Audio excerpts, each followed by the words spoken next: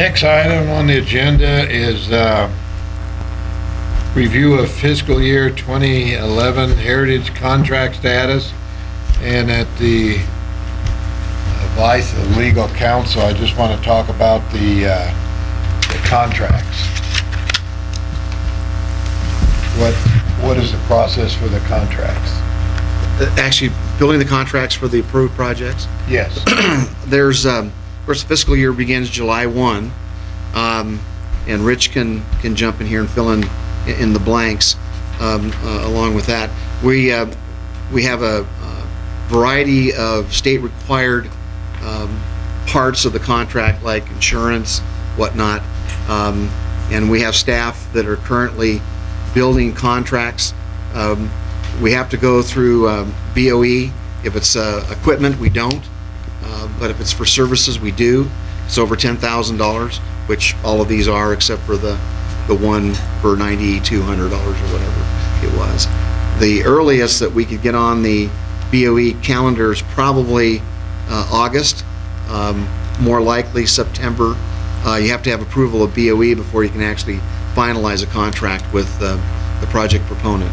So from the Predator perspective, those projects that you requested that the proponent work with the department, we need to do that this summer, and then they got to come back to the commission and request to change the Predator project that was approved. So we'll have to schedule that for a meeting, and that would have to happen prior to going to BOE to finalizing the contract. So, you know, from the Predator project perspective, you know, we need to be ready to go by fall so that we can do fall work and winter work, and then in the spring. So we have some time to build these. We have, you know, we're going through quite a budget overhaul.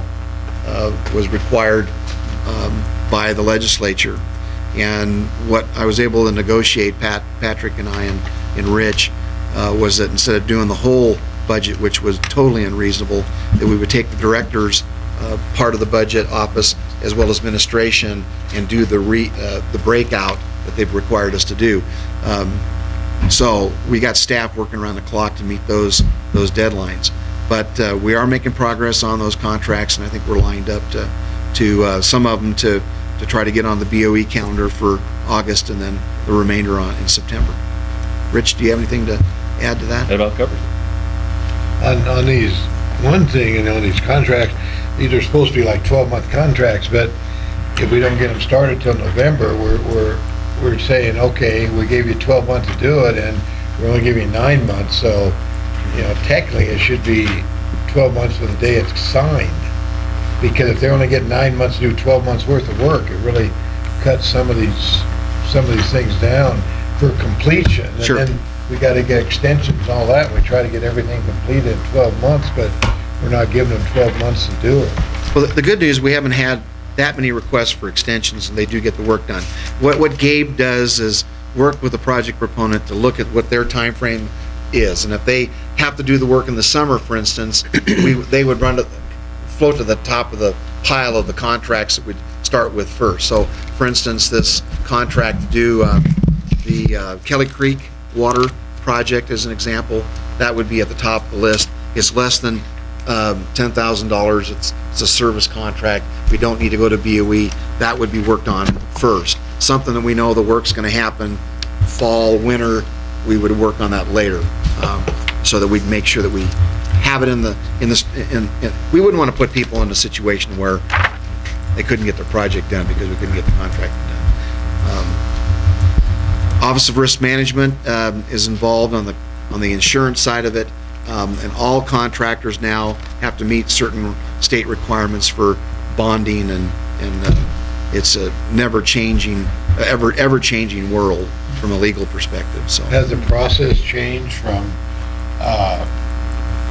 this year versus last year? I believe, yes, I believe it has, as far as some of the requirements, and Gabe and Patrick would have to tell you what those are, but every year the game changes a little bit. It becomes more complicated. You have to jump through more hoops, and what we want to make sure is it has to be statutorial. They'd have to have a new statute change the rules, wouldn't they? It's more the contracting rules, the state contracting rules that create us problems. We go look at the template that we did last year, and then what comes from general services, what's required for a contract for this fiscal year. And those things are changed. We don't really have any input as an agency to that kind of stuff. We just have to implement what they require. But none of it's that onerous. We can't meet deadlines for people's projects. Does anybody, Commissioner Howe? I want to keep this discussion to the heritage contract status, okay? Okay. I was just curious about whether Wildlife Services, are they also getting imposed with more problems doing their work? I really haven't kept track of what the federal process is, and talking with Mark, they're working with their fiscal people. He's got contract folks.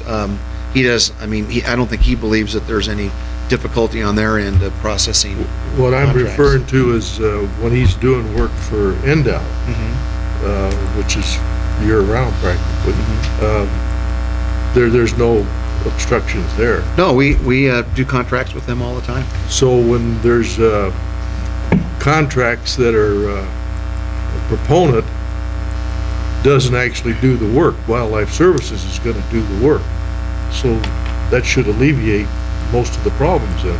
Well, the way the Heritage program works is that we do a contract with the project proponent. Yes. The project proponent carries out that project. Now, they either do it themselves or they subcontract it out. In this particular case, on the predator ones, Hunters Alert, for instance, would then contract with Wildlife Services to do the work. What I offered up last year, and will continue to do so, is that we'll try to we'll do an agreement with Wildlife Services so that Hunters Alert doesn't have to write a check to Wildlife Services, and then the Hunters Alert invoice us, and then we pay Hunter Alert. We'll try to make that easier so that the contract between Hunters Alert and Wildlife Services, they do the work, and that they'll be able to invoice us. Commissioner Rain? Thank you, Mr. Chairman. Have all the successful applicants been apprised of exactly what they need to do to complete their contracts at this point in time, or is it still an ongoing process? I can't answer that definitively. My impression that it's an ongoing process. Gabe's got a lot of other requirements that he's jumping through, other work that he's doing. September, they should all have that, Oh, I would think so, yes. or sooner? Yes. In order for us to make the BOE deadline for August, we've got to submit something in July to get on their calendar. Yeah. So, and to get on the September, we got to by the 1st of August. So there's still a month and a half. Yeah, it's not just BOE, there's internal state processes we have to work through back through the budget division. So we submit them to budget division, they have to approve them before they ever go to BOE. So And we have to get approval to go to BOE. It's all the applicants. I mean, I basically see a couple of these applicants might be sitting out there saying, well, so what do I need to do? What do I need to do? I'm almost positive that Gabe is working with all of them at the same time, has provided the information back to them. And, it's an ongoing process so I don't think he's got the checklist where he's starting with one until I think he's working with all of them at the same time, trying to, so. Got one card on this. Anybody from the public opened up to the public? Call the card. The card was Pat Laughlin. Did you have something? And then Gil was as required. So I guess that would be Gil next. Should I start? And if he starts to ask one question. Thank you, Chairman. Pat Laughlin, Nevada Alliance for Wildlife. That did answer some of the questions I've had. I haven't been contacted by anybody on our heritage project or anything, but in talking and working with Wildlife Services and everything, we to get anything done and to do this project right, we have to have everything set in place and ready to go so we could spin a wheel the very 1st of November if we had to, if we get early snows. I mean, if we start going on past this like what's happened last year, it's just a waste of time for everybody. So that's kind of why I'm here today. I just would like to know, nobody's been in contact with me or anything. Maybe the staff could look and see if they've been contacted, huh? We certainly can do that. We understand that November 1st, kind of the drop dead, we need to be ready to go into the snow. So we back up from that point at which we ought to get it through the BOE approval so the contract can be signed and ready to go. We also need to get together and schedule it for a commission meeting, probably August is what we need to shoot for. Obviously, we don't have a meeting in July to come back with a change of venue, if you will. You know, I think that's probably the biggest issue with those contracts is that what do you contract for? I don't think that's been worked out. Right. We need to resolve that. And the commission needs to approve that Scope of work so that we needs can to- then take that to BOE for approval so that we can write the contract. And that can be, the BOE has a meeting every month. So,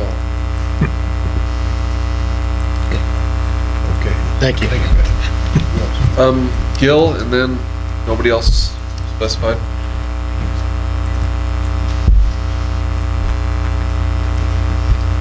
Gil Yana, Carson Advisory Board.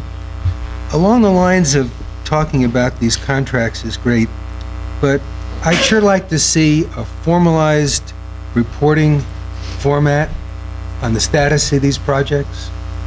I'd like to also see these projects' status reports being published on the website so that they be accessible by everybody to see what's going on with the various projects. We see we always have a big issue over the award and selection, but at the end of the year, we never know, were they successful? Were they unsuccessful? Would we do it again? What did we learn? And it'd be nice to know at some point, because some of the, we're spending a lot of sportsmen's dollars on these projects. And perhaps if we had some reports along the line to say, we've been doing this for 6 months and it really isn't showing anything near what we thought or our expectations, maybe we should just have cut our losses and then use the money for some other projects or put it back in the fund and have more to spend next year. I've been looking, all these years we've been spending millions of dollars and we hear very, very little about what did we accomplish with some of these projects. So it'd be nice to fill the rest of the sportsmen in with what's going on. Were they good, bad, indifferent? So that when people submit projects in the coming years, we say, oh, we already tried that. It didn't work. Are you trying something different than was tried last time? We need to learn to be efficient with what we're doing. A lot of these projects have some very good goals. Did we achieve those goals? Did we learn something that this procedure, or whatever we decided to do, wasn't the way to do it, and maybe we got to go back and rethink some of our procedures and some of our projects. Thank you. Hey, Gil, Yeah? why don't you get together with the chairman of the Heritage Committee and with those ideas and get on the agenda and have a meeting, huh? Thank you. Okay, any other public comment? Otherwise, I'll move on to the next item on the agenda, the Clark County Shooting Park. The Clark County Advisory Board fee update. Deputy Attorney General Newton. Thank you, sir. I had a conversation with the attorney representing the shooting park about 3 weeks ago. I explained the concern. We discussed initially whether or not the CAB's use of the facility would qualify as hunter education, which is outlined in the MOU on behalf of the department. I put that forth expecting to get shot down, but hoping that maybe I could slide it in. I did get shot down, and actually properly so, because the CAB is not at all affiliated with the Department of Wildlife, which is the contracted party under the MOU. However, the attorney for the shooting park did indicate that normally there is not a charge on a county-to-county basis.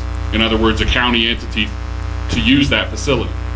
And she was going to check with the manager of the shooting park to see if that was a possibility to allow the cab to use it under those circumstances. I sent an email to her either Friday or Monday this week asking for an update if she'd had a chance to meet with Don Turner, because I knew I was going to be here Friday to report to you. I never did get a contact back from her. I also called and left a message, so I don't know where that conversation is between her and Don Turner. I did have a quick conversation with the head of the Clark County CAB indicating that I will forward to him the contact information, because really it should be a conversation between the CAB and the shooting park. The department is not involved unless we could try to shoehorn it in under the hunter education, which, as I said, failed improperly. So that's what I'm planning on doing, is forwarding that information to the Clark County CAB so that they can initiate that conversation with either Don Turner or Mary Ann Peterson, who is the attorney for the shooting park. I appreciate the work you're doing, because when we would discuss the budgets for the cabs last meeting, I was finding it hard to believe that one county would charge another county agent a fee, because the problem on that front is that at the time when the shooting park and the MOU were first discussed 4 and 5 years ago, everybody was flush, and the shooting park was not looked at as a profit center. If their goal was to come close to breaking even or to break even, and there would be land swap money and other funds available to fund the next several phases that they have planned. So there wasn't such an emphasis on the bottom line. With the changes in the economy, especially in Clark County, that is no longer the case. That shooting park has to be self-sufficient. Any expansion that's going to occur will only occur if funds are generated by the shooting park that will sustain that expansion. So there's been a real change, I think, in the mindset of the folks running the shooting park in terms of how much they're willing to extend themselves to other entities and agencies. Be that as it may, they did indicate that normally a Clark County entity would not pay another Clark County entity for the use of that facility, and so that's the road I'm hoping we can drive on it. I just haven't heard back from Mary Ann Peterson along that front. Okay. Thanks for the work you're doing on it. Any questions? Anybody from the audience, any questions? If not, I'll go to the next item on the agenda, which is litigation report. I had, and that's Attorney General David Newton again. Me again. I know the litigation report was compiled by New and was included in your packets. If you have any questions, I can attempt to answer them, although more than likely I'm going to farm that question back to New and then have to get back to you, because she's much more familiar with the items listed in the litigation report than I am. Fortunately, we haven't had much litigation in the South, so. I had one question on litigation, and maybe director knows about it, but I had somebody, a sportsman, say that there's another lawsuit. I don't see it on here. A Chris Lacey lawsuit where, and I don't know the name of the hunter, is suing the Department of Wildlife and him personally on a pickup on a big set of horns, and a hunter that it's a big mix-up, and I don't know the whole story, but they're suing the department, and is there a lawsuit going on with that? I was served. That's one of my most favorite duties. We were listed as part of the party in that lawsuit.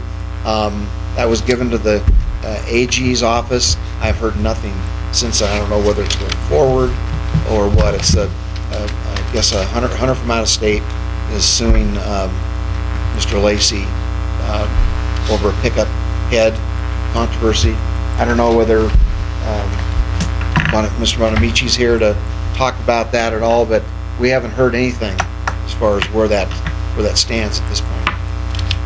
So, okay, I just didn't see it on the litigation report. And I didn't know what the status was. News comment was that it's like throwing spaghetti on the wall. I mean, how are we involved in that? I mean, we're not really involved at all. It was about a hunter claiming that he shot an animal and that was recovered later by another person, and of course he wants to keep it. So we're really not in the middle of that. Well, you have the horns though, don't you? I don't know, is, So that would put you in the middle of it if you had the horns. yeah, if you would, please. If you confiscated the horns, then you would be involved. Yeah, we would, Shouldn't that be here? pardon? Shouldn't that be listed as? It probably should be. Should be on the litigation, that's what I was asking. There's a requirement for any time a state entity is sued, that both the entity and the AG's office be served. So there's a good chance Yeah. that, and often the litigants are unaware of that second requirement. And so there's a good chance it's not listed because the AG's office hasn't been served, so they have not perfected service against the department, and therefore we haven't answered or done anything with the litigation. Yeah, that could be. And that may be why it's not on the report. I Yeah, don't That's know. why it wouldn't be on the report, because it's not official litigation. We haven't been served, if that's the case. The question is, in the Lacey lawsuit, we maintaining and holding those antlers? Is that- Correct. We have those antlers, and there's litigation pending between the two hunters involved. So And you don't know if that's been served to the AG or not? the paperwork, Yeah. Served us, but it's been served to us, the AG. Last I heard, no, but That's that was about a month ago. That's probably the reason then. They often miss that step. Yeah. Okay, thank you. And I have one matter to add to that. The commission as a whole has been sued by Paul R. Dixon over some issues concerning the heritage projects, and service on the department or on the board has been completed through Director Mayor, having that privilege as secretary. And they were supposed to serve the Attorney General's office yesterday, but I haven't seen that yet. So just so you know, we have 45 days to respond once it's served, so. Anybody else have any questions on that? Okay, let's go to the next item on the agenda, Department Activities, Leadership, Team Notes. Secretary Mayor. with a lot of hard work from Suzanne, I think we're finally caught up with our notes, and we're going to do a little different format, try to streamline it so that we don't get it. Every week reporting like that becomes kind of an onerous thing when you've got a full plate, but I hope those are continue to be useful. I hear positive feedbacks from our own staff that they appreciate knowing what's going on at the leadership level. And once again, if you have any suggestions on how we can do this better, or certainly love to hear that from you. I had a question on your leadership team notes here, and, well, two questions. One, we addressed it, you weren't here this morning, and Deputy Director Haskins did on, said updates to the commission and committee support policy, and he was gonna get us that. And the other question I had, and you had in your notes here about budget bills. The one is the bill to broaden the use of the habitat conservation fee to allow for use in general management of wildlife. Could you explain that? Yeah, the idea here is that almost every state in the nation has a conservation stamp, habitat stamp, that the hunters purchase as part of their license program. The way ours is set up, we could do the habitat work for sage grouse, but we couldn't pay for the survey work that we do for sage grouse. So it seemed reasonable to us that we would ask for a broadening of our ability to be able to spend money on activities, conservation activities, more so than just the habitat side. So that's the concept behind it at this point. What? We don't have a conservation stamp now. No, well, we have the conservation fee, which is $3, and everybody that buys a hunting license or a fishing license pays that $3, and that generates a little over $1 million a year, I believe. Is it 800,000? Something like that, right around $1 million a year. And so when we looked at how narrowly focused how we can spend that money, it seemed like a reasonable thing. If you're going to do habitat work for sage grouse, it'd be nice to be able to use some of that money to help support some of the survey work as well. And that's going to be a bill? That's, at this point, we're planning on submitting that to the governor's office as an idea. They'll be through the executive. Yeah, anything that we do is going to be approved by the governor's office, obviously. And then, the way they've done it the last couple sessions, of course, is we're limited by the number of bills that we can actually carry. Normally it's 2 to 4, something like that. So we'll look for opportunities to, if we're cleanup of regulations, or we'll lump them together. Those ideas that the commission has or whatever, maybe other people will pick up and find a sponsor that where we wouldn't get approval through the governor's office. Well, Rob said this morning it was too late to submit bills. From our process through the governor's office, correct. Ideas, placeholders. So how will this get submitted? This was submitted as part of our package. Yes. Okay. Okay. Yeah. The fee structure increase is not included in that. I think that any increase in fees and whatnot would be part of the budget bill, and that's a different process. So. Anybody have any questions? Commissioner Cabin? This isn't really a question, but could I request a hard copy of the leadership notes instead of Sure. the email copy? Okay. I don't know if anybody else is interested. Put it in the mail? Yeah. Snail mail? Snail mail.